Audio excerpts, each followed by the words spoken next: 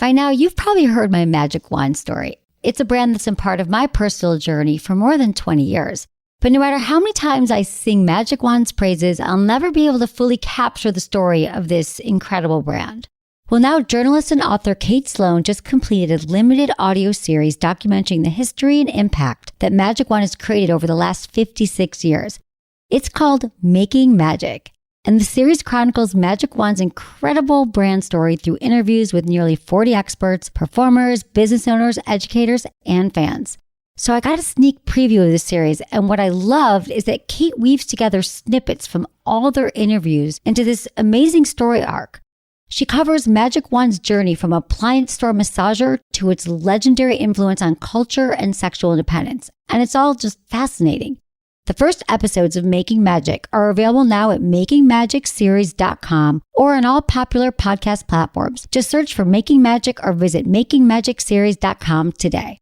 Hey everyone, thanks for listening to Sex with Emily. On today's show, we're tackling your sex and dating questions. Topics include, are you confused by your partner's masturbation routine? Want to know the most responsive emojis to use for dating?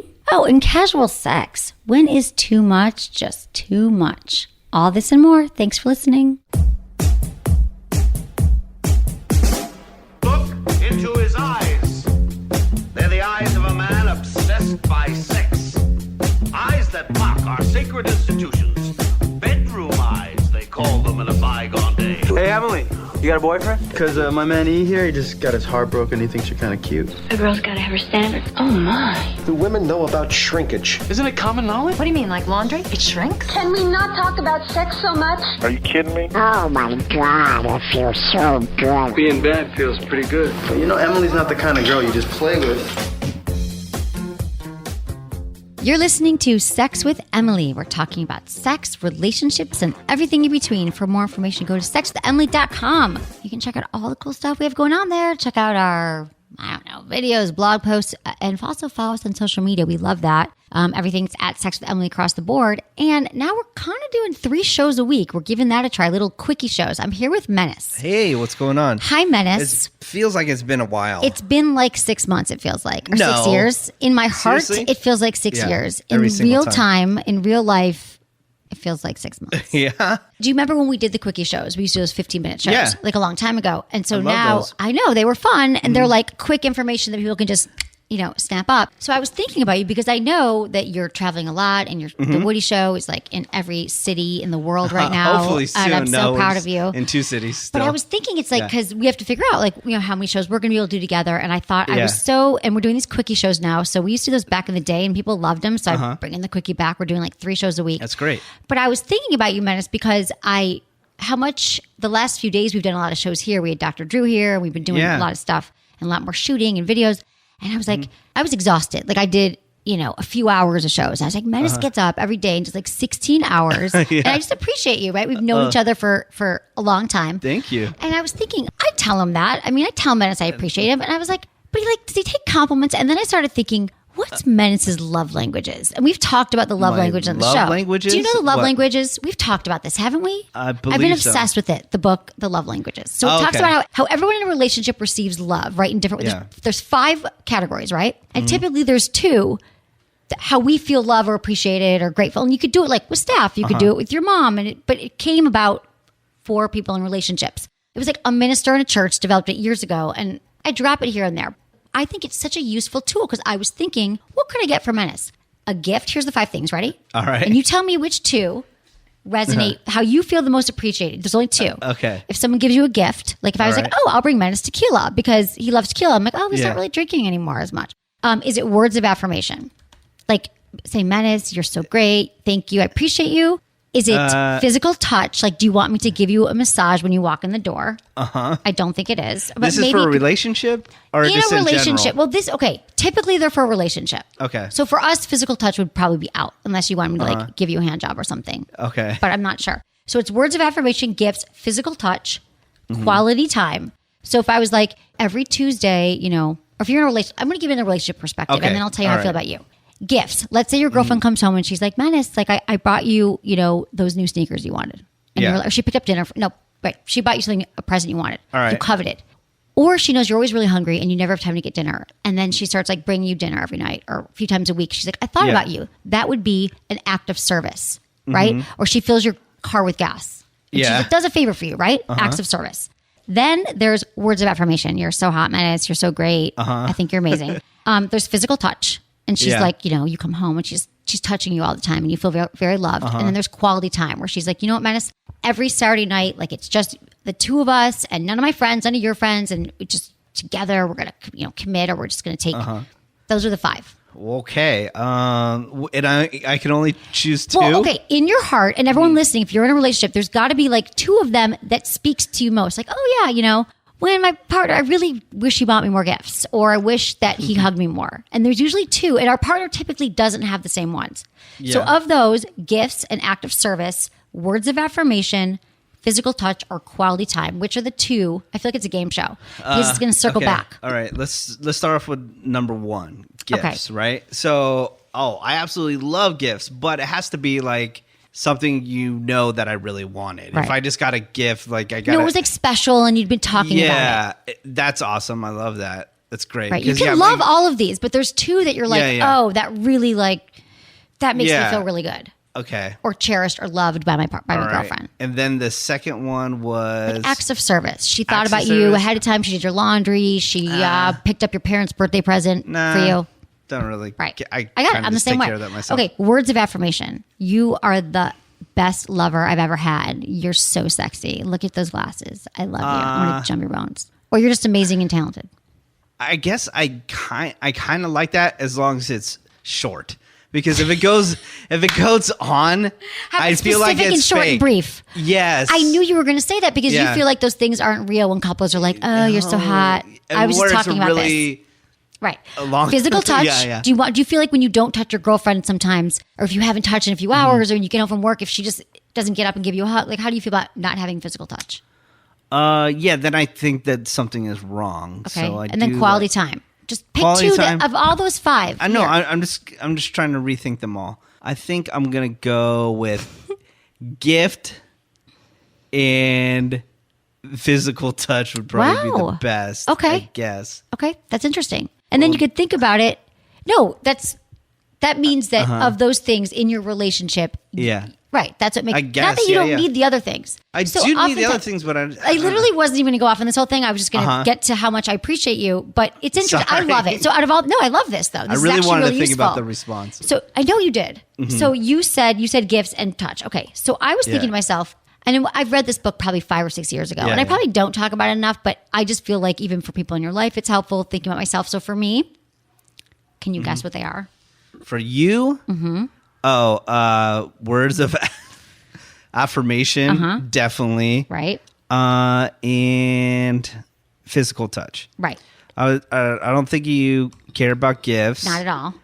Active kindness is cool, but I mean, you love talking and having discussions. Exactly. And, you're all about physical touch, right?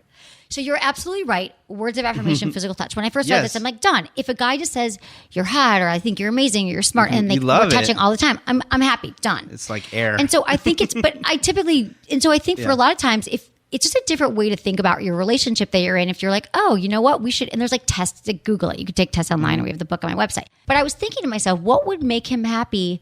How could I show my appreciation? And I was thinking that it was gifts, but tequila wasn't working and I didn't have enough time to get you something else. And I was thinking it'd be words of affirmation.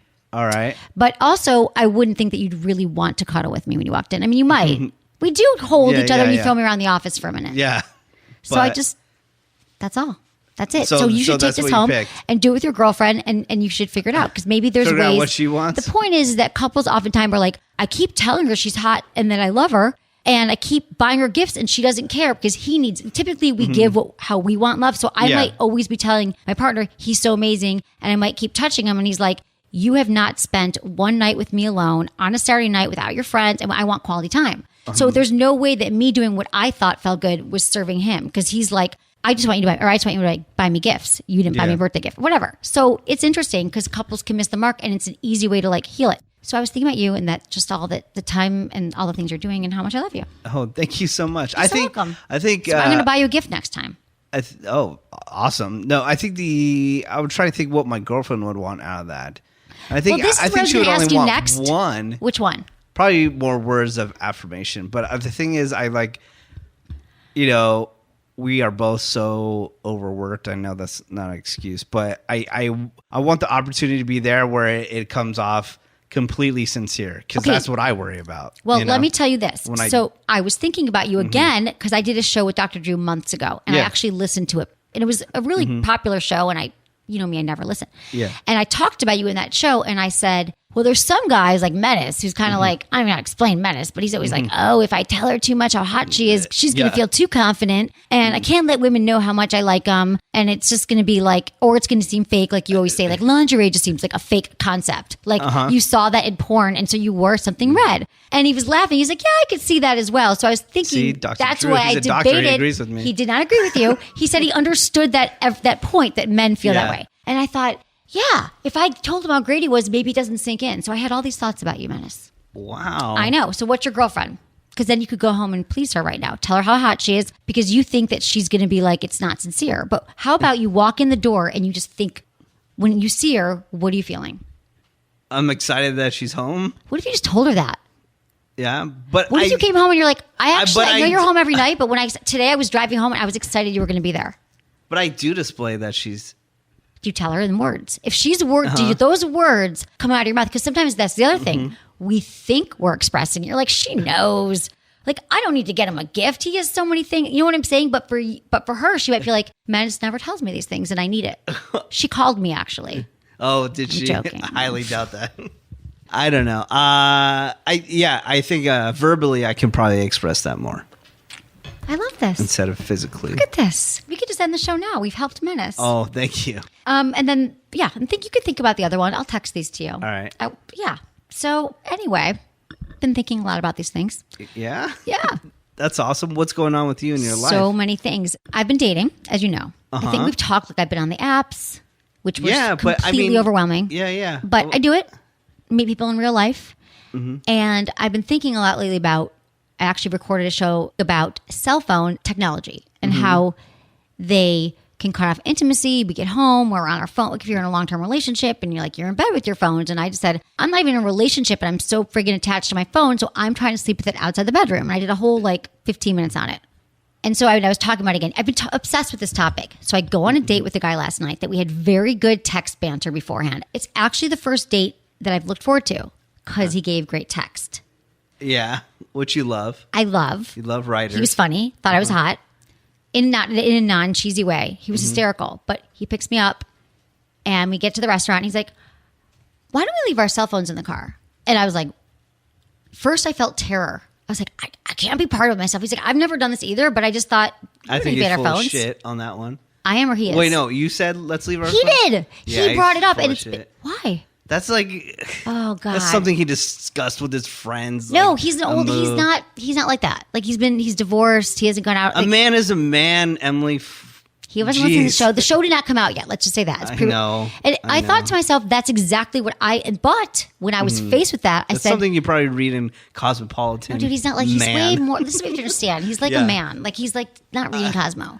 He just thought, I'm always with my phone. And he'd been thinking this too. And but when faced with it, I thought that's terrifying. What am I going to do when you go to the bathroom? I need to look at my phone. Like I can't be, what if I have to snap something? And we left it in the car.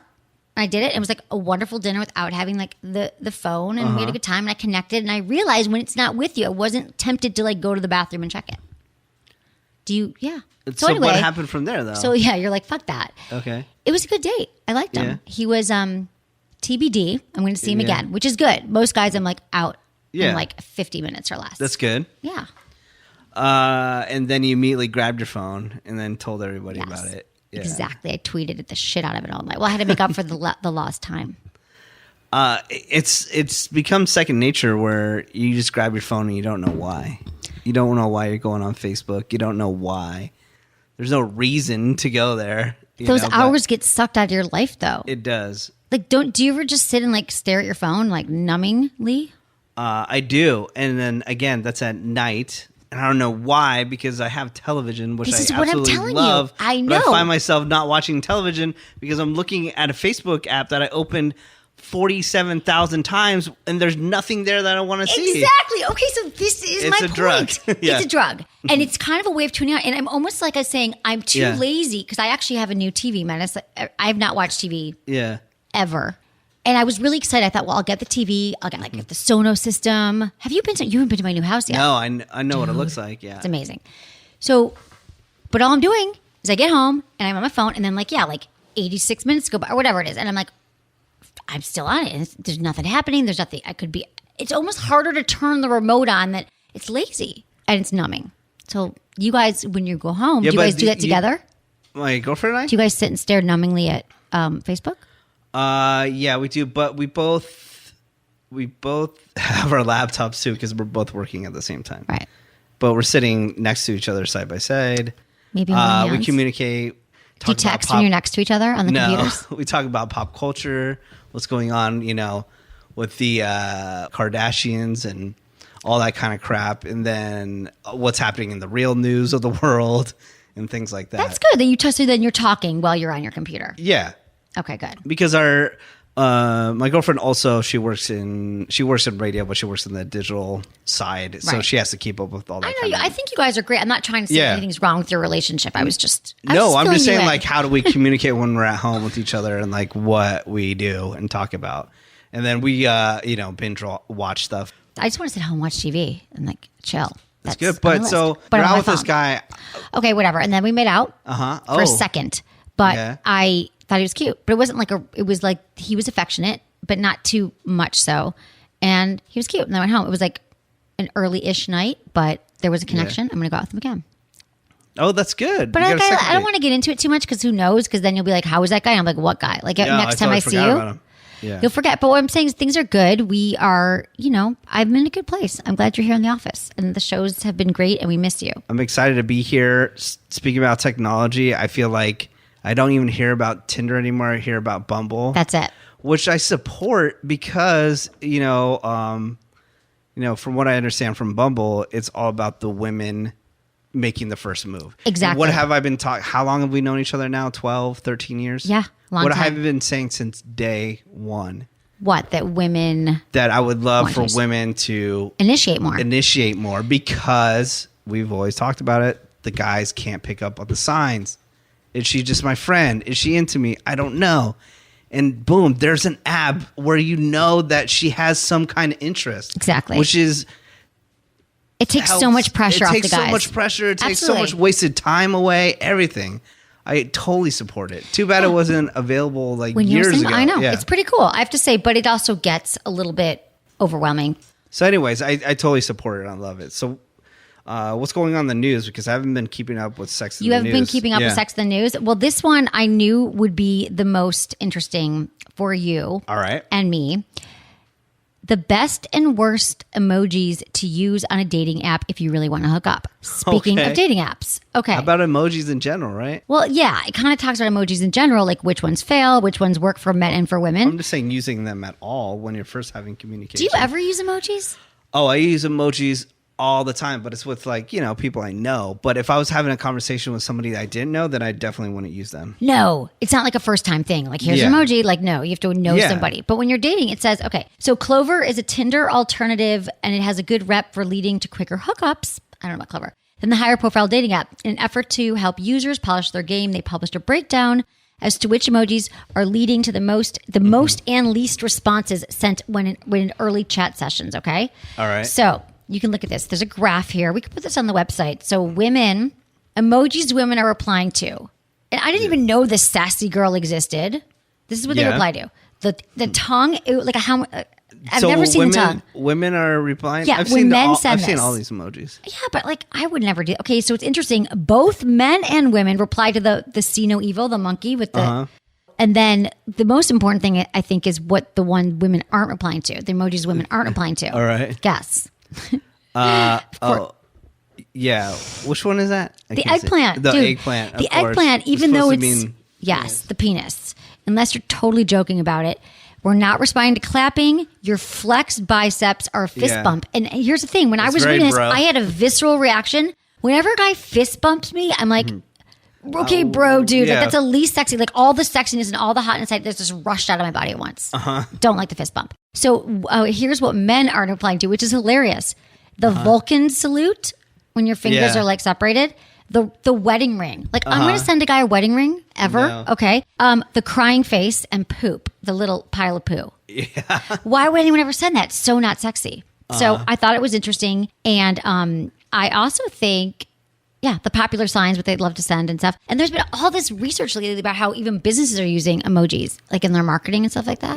So do you know this? Like putting them in the headline of your emails? Because I think that there has been a tipping point in emojis. Like I think that people didn't like them, they resisted, and now they're going to become Now they're all everything. about it. And nobody, not only do we not talk anymore, we're no longer going to even text. I think that everything can be said like kind of the caveman, going back to like the caveman, like the paint, the drawings on the wall. It's just hieroglyphics. Thank you. We're just going to be sending pictures.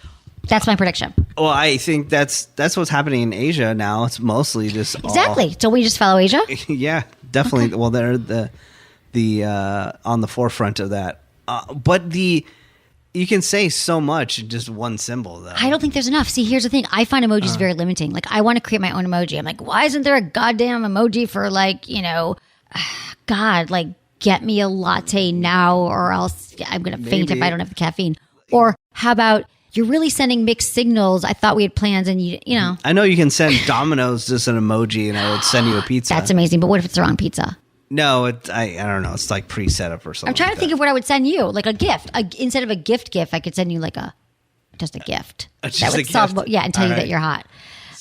Okay, so that's what's going on in the news. Is there anything else in your news world? I gave you a shout out the other day on the Woody Show. On the Woody Show, which if you're listening in St. Louis, Missouri right now, please turn on Alt 104.9 FM.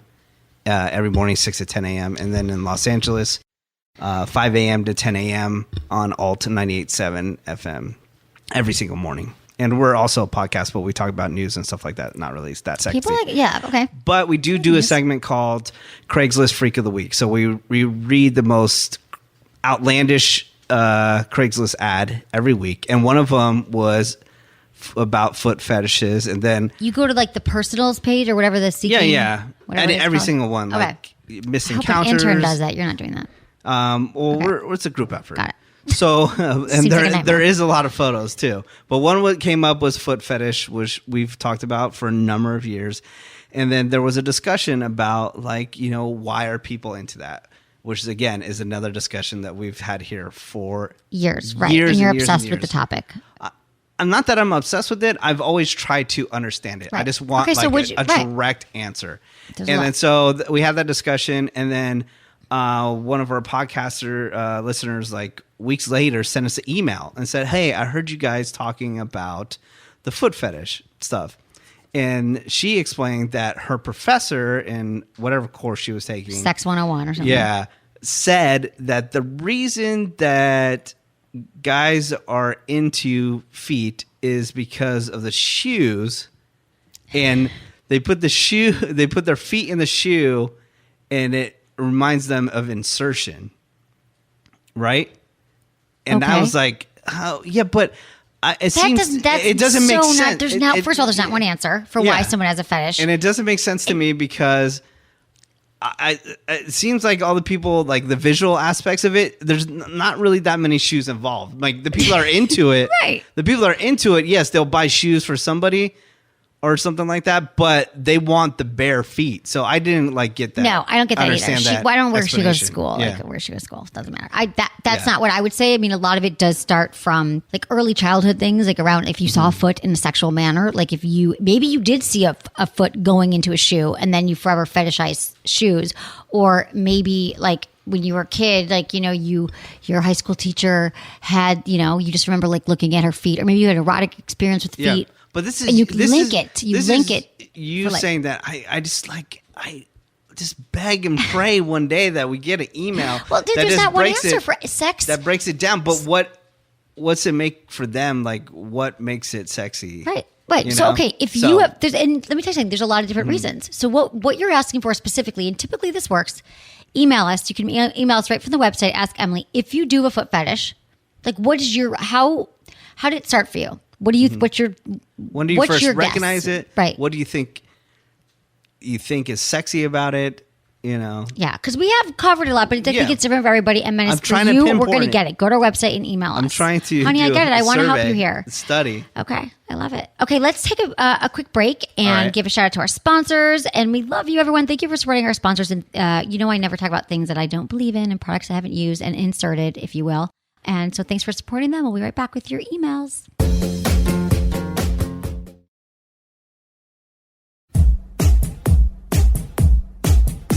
Okay, so now we're on to your emails. Thank you, everybody, for emailing me. And it's so easy. You go to sexwithemily.com, click on the Ask Emily tab, fill out the form, and you submit it. That's it. We're also doing call shows, Menace. I want you to come in. We've been doing call shows, and they're really fun. We set them up. A ton of listeners are emailing, and now they can check that box that says, yes, I would like to be called for the show. And we've been setting it up and having calls, and it's fun. And you get into it. I think you'd have a good time here. I would love to do that. And I feel like I can really help people when we get into the issues. It's a good time. But you can also, not but means you're discounting the next thing you say. And you can also send us an email. We love that too. And include your age, where you live, and how you listen to the show. Because Menace gets mad if you don't. Hey, Emily, I've been with my amazing boyfriend for 10 months, and the sex is fantastic. Best sex of my life, and he feels the same. We're so in tune. We both love to encourage each other, to learn about what we like and try new things. He's also 30, and while I'm coming out of a marriage, separated a year ago, met my new boyfriend a couple months after that, he's never had a relationship this long. He hasn't had any relationship at all for a few years. He's dated, had a few 3 to 6 month relationships, and took a year off from dating altogether. We have great sex life. It's fun. We do sext. We do sexy Snapchats. It's always fantastic. And I found out that basically, since we started dating, he hasn't masturbated, and he says it's because he is so satisfied. I explore my own pleasure after being in a marriage that wasn't sex positive. So masturbation is important and not a replacement. So I'm wondering, why doesn't he do it anymore? Should he? I'm open about me time. I'm positive, and I don't think he'd be embarrassed about our lies. So why is he doing it? Thanks. Love you. Love your show. Christine, age 30. There's nothing wrong with that. Exactly. He's being completely honest. He's telling you. Yeah. Nothing That's wrong. why, okay, I'm not going to be sexist here, but. Right. Sure. But when a man tells you something, why do you have to think that he's telling you 5 different things? Exactly. But here's he's telling you directly what is going on. Believe him. There is not a problem you don't have to fix it. Like, if it's not broken, don't fix it. However, what my first thought was, Christine, sweetie, you've been listening to the show, and I talk a ton about the importance of masturbation, and that whether you're in a relationship or you're out of a relationship, it is healthy. And the truth is, it is healthy to masturbate. But mostly it's because men need that release, women need that release. But if he's releasing with you and you're having great sex, and it's fine. There's no problem. And so the reason I talk about it is, yes, it's healthy. It helps have a stronger pelvic floor. It can help prevent prostate cancer. It can help with erectile dysfunction, all those things. But he's not having any of those problems, Christine. And so it's the ebbs and flows. Eventually he'll masturbate again. Don't worry about it. You're fine. I feel so I think that's what it might be, because she hears that it's so important, which it is. And it's such a new relationship. Eventually, after you're together for a couple of years, don't worry, he'll start masturbating. How long have they been together? 10 months. Yeah, dude. Give it about, the honeymoon phase is 12 months to 18 months. So, sweetie, in 6 months, you're going to be 8 months. You're going to be like, why is he watching so much porn? Yeah. Well, it's funny because we often hear people are confused why their partner masturbates. That's why I love my show. I love the show. It covers everybody. Hi, Emily. My name is Kylie. I'm from Michigan, and I'm 23 years old. I love listening to your podcast, and I've learned so much. I love when you have guests on there that can offer different views or opinions on things, especially since everyone comes from different walks of life, like Menace's opinions. I have a 2-part question. I've been friends with my current boyfriend for 7 years now, and we finally started dating in November. Our sex life is amazing, except for one thing. One thing. There's always a but. I know it sounds a little ridiculous, but I can't fit his penis in my mouth. Oh, no. I heard about this. Yep. He has a lot of girth, and I have a smaller mouth. It's a bad combo. I was wondering if there's anything I can do as far as blowjobs go that isn't going to give me lockjaw, that would still allow me to give him head. The second part of my question is, what can we do in the bedroom besides a hand job that I can pleasure him with, since the blowjob isn't working out? Thanks. Keep up the great work, Kylie. A lot of men are going, Kylie. Yeah. A lot of men are going, God. Yeah, I wish I had that problem. No, you guys, I'm telling you, big or small, there's challenges. Yeah. So, Kylie, here's the thing. I love this question because, first of all, I want all men to know, yes, you can be too big. That does exist on a planet. But here's a few tips. You can just first of all, relax. Because your throat is going to, when you relax and you breathe. So I think it's like anal sex when people tense up too much. They tense up their sphincter muscles when it's going in and hurts. The same thing is true with most sex acts, but especially blowjobs. So if you're breathing, you relax, concentrate on what you're doing, but like not in like a super, it's not going to fit, it's going to hurt. You're probably clenching your jaw, but also make sure he's lying in his back and you're like in a control position leaning over his pants. Like you're in control, you can get on your knees, and that way you can control like the depth and all that. But here's the thing. Here's my number one most important tip that is going to change your life. Your hands. Like your hands are like the best tools you have, because a blowjob is not all about the mouth. It's really not. And the hands create that suction, and they create that, like you can stroke all the hot nerve endings and stuff, not replacing it. So you do the whole thing where your mouth goes over the tip and it's like a tube, right? Okay. So she creates like her mouth goes around the tip. And then it's like a tube around the penis, and she synchronizes it. You've seen that in porn, going up and down, up and down. So if you're using a ton of lube and your hands are like tight enough and you're sweeping it up and down, like it's going to feel amazing. You rub his frenulum, which is like that thin little ridge underneath the tip. And like the underside of his penis, which is super sensitive. You can play with his perineum. Minus likes that. The perineum. Perineum. The taint. Play with it all day. Yeah. So like I think as long as you use your hands, you use lots of lube, which is really important. You could lick his balls. These are all these fun things you could do with your free hand. So one hand is, so do you know what I'm saying? Like I'm trying to explain this. You put a tube with one hand like around your mouth like that. So it's a tube around your lips. Does that make sense? And the hand can make it tight enough so he's not going to be like, why is your mouth going over my penis? You have all the areas covered. Yeah, totally. And then with the other hand, free hand. and Yeah, then but the other free hand play with his balls or his on the butt. tip. Yeah. Yeah. So that's, any other tips, Menace? Because I know you struggle with this all the time with your girlfriend. She called me about that as well. Yeah.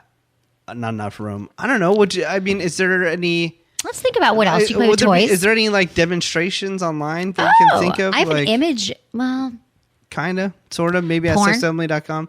Porn too would be... But it's really about, because the blowjobs, it's important for it to be wet, for there to be enough friction and enough... Yeah. What about your blowjob spray that you're addicted to? Oh my God, dude, lube and blowjob spray. So here's the thing. It's right here. Whenever I do the show, I use this. It's by Doc Johnson. It's called Wet Head, and it's a dry mouth spray. So it'll help your lips, your mouth glide over the penis. And I use it because I think it helps me on the show be like, not have that annoying like crackling. You like use strawberry it all the time. It's like now. a good luck thing before every show. And maybe I'll run into a penis or something, and I'll be ready to go at any time. Okay, so what did I answer her questions? I answered both her questions, right? What else to do in the bedroom? I think you just got to work on the blowjob because you're killing it. And he's going to be happy. And don't feel like you are doing anything wrong. You just have to add the hands. Okay. Hi, Emily. I'm Benjamin from Australia. I'm 42. I love the show, and I've been listening for several years. I was amicably separated from my wife of 16 years last April, after we'd finally admitted we weren't right for each other. Admittedly, I'd strayed a couple times while traveling internationally to work. Of course. For work. That's when a lot of my straying would happen. When I'm a reformed cheater. Yeah. Yes, because you're like, it doesn't matter. Like I'm in Hong Kong. But it does matter. Man, we had this caller. He was 23, and his girlfriend was going on a European vacation, and he wanted to know if he should propose before or after the vacation. And we're like, dude, two things. You're 23. Are you just doing this because you're afraid that she's going to go do something and you're trying to use it as some insurance? Maybe she won't do anything. And he's like, oh no, I totally trust 23? her, blah, blah. Yeah. Okay. I go, I have never met any woman that were in their 20s that went on a European vacation that didn't hook up with somebody. Exactly. I'm sorry. Right. And I'm not here to put it in your head, but I just know for a fact. And she's going with one of her female friends. They're going to talk themselves into it. They're going to like 4 different areas. That's all about hooking up with guys from different countries and then never go, oh, you're going to Switzerland. I'm going to Germany. See you never. Like that's what you do on those trips. Yeah. So yeah. And then what? Then you tell them just don't do it because guys are pissing on the territory. Like that. He's trying to be like, well if I lock her down, she won't cheat. Yeah, and I said, look, and she should let her go free. I go, how lame is that too? That if you propose to your girlfriend and then she's like, gone for a week, like right after that, like wouldn't that be a time that you would want to go on a trip together, to celebrate and stuff like that? I said, you know what, just if this is something you absolutely want to do, then you should wait till after. I agree. It's good. So hopefully he'll listen to your sage advice. Hopefully. Okay, but where were we? Okay, so he strayed. Yeah. And he was having an affair. Okay, let's see. Let me go back to this. He strayed because he was traveling internationally for work, and he found out 2 years ago that she'd been secretly playing around fairly heavily for the previous 12 months, meeting guys from online adult sites. I had no idea, and I was shocked. After that, we tried to make it work, but it was clear we wanted different things. As soon as we separated, I jumped right in the dating scene. This isn't meant to sound boastful, but I was amazed at the attention I received. I'd quickly built up multiple casual partners, went to a few swinger parties with some of them, and had an awesome time ticking off those fantasy bucket list items. Threesomes, outdoor sex, ridiculous multiple orgasms. Additionally, I loved developing a connection with each of them and filling in many of the emotional need gaps I was craving during my marriage. But it soon got out of hand. At one point, there was something like 15 women I was talking to and meeting on a regular basis. I'm embarrassed to say that I even created a spreadsheet to help me track how long it had been since I'd met each of them and help me sort through who I should continue seeing. Several of them, this is like a whole, there's so much here. Several of them asked me to become exclusive, and I felt it was way too soon after a long relationship. So here's the bottom line. Here's his question. Yeah. Dear Miss Emily, how do I settle down after enjoying such carefree, casual fun? How long should I, in quote, avoid getting into another relationship? Love everything you're doing. Delightful to see you on Instagram. Thanks for reading, Ben. All right. This is like another one of those, like, what should I do? Is it okay? Like, here's the thing, like the master, dude, it's up to you. Don't be pressured that you don't need to ever settle down again. You don't. Or if you don't want to. But if you're doing 15 women and you're becoming overwhelmed, I think that, like, okay, so I went through phases, never 15, although I get wanting a spreadsheet just for the people I'm connecting keep everything with. Track. Like, I've had those thoughts if I liked Excel, but I hate spreadsheet. They give me anxiety, but it's a good thing. I totally get it. However, if these girls asking you, first of all, you never want to be pressured into a relationship. So if you're not ready, like, keep having fun. But it sounds to me like maybe you're getting to the point where it could be slightly overwhelming, and then you'll know, and you'll be like, you know what? There's a lot of these women, it's hard to remember who I told this story to, because that would be my thing when I was dating multiple guys. I'd be like, I told you that story about what happened when I hit the gate at work. He's like, no, you didn't. No. I'm like, oh, okay, who would I tell this to? Yeah. So among other things that are problematic. So I just think, like, don't pressure yourself whenever you're ready. You were in a long-term relationship for how long? 16 years.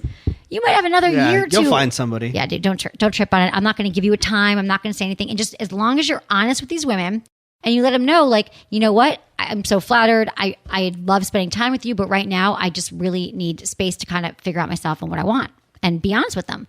But you're not doing anything wrong. No, you're fine. Do you, Ben? Okay. That's what we got time for, I think. Oh, man. I know, I'm sad. It was such great time. It was such a great time seeing you. It was such a great time. It was such a good time seeing you. It's been too long, and I'm happy to be here with you. I'm happy that you're with me as well, and I miss you. Mm-hmm. And everyone can check out Menace, at Menace, and all your... Just at Menace, that's everything. it. MENACE. And, like, follow me, and, like... And, like, Totes. Totes, man. I'm on... Instagram, Snapchat, Twitter, Facebook. It's all Sex with Emily. Shop at our store. It's a really good time. We have all the things I talk about on the show. And then what else did I want to tell people? Oh, can I say one thing? Yeah, there was something else. Yeah. Oh, I know, some people in the podcast world, they didn't like it for some reason. I don't know why. But I know the general public, it was huge. But I want to say a big thank you to Finding Richard Simmons, the podcast series that came out, because I think that really opened the door for people that weren't into podcasting to, like, really check it out and see what podcasts. I thought it was that second Serial one that got people into podcasts. It was the Finding Richard Simmons. No, that was for hipsters. This is like there has been a tipping point in podcasting as well. I think this is for, like, the mainstream general public. That really opened the doors for getting more people to listen to podcasts and understand how to even get a podcast on their phone or on the computer. Right, it's so easy, and people think it's like there's like a barrier to entry with technology. They're like, I've been thinking about it. Like they're like, I've been thinking about, like, learning to swim or something. Like, it's on the list, but I'm trying to get into a podcast. That's how people answer. I'm like, dude, there's an app on your phone. It's super easy, and you search for anything. It's free. You download it. Of course, the people that are listening to this, you guys know already. But the other thing, I'm glad you brought that up. Yeah. We done with your thoughts? No, I was just going to say, I don't know anybody that was involved with that podcast, but I thought it was great, and I just want to say thank you. Because Well, I want to thank that's everybody. podcasting out there, Is yeah. the last, yeah, no, totally. I've heard a few shows, but also, Matt, it's what you don't know. What I forgot to tell you is that in the last month and a half, 2 months, we've had more listeners. Our listenership went up like 40%, 30% wow. just in the last few months. So we have all these new listeners. I've never been here. They have no idea who you are. It's great. So Well, welcome. hello, And welcome. if you didn't go Yeah. back, maybe you didn't go back and binge on 5,000 episodes. And so welcome to the Sex Family family. I love it. They're all over the world. It's amazing. So Thank you. please email us with your questions. And yeah, dude, family's growing. Love it. Keep calling you dude. Dude, bro. We're on spring break. Okay, I love you all. Thanks for listening. And thanks to my amazing team, Ken, Halita, producer Lark, Jamie, and Michael, and of course, you, Menace. And thanks to all my listeners. Thanks for listening. Was it good for you? Email me, feedback@sexwithemily.com.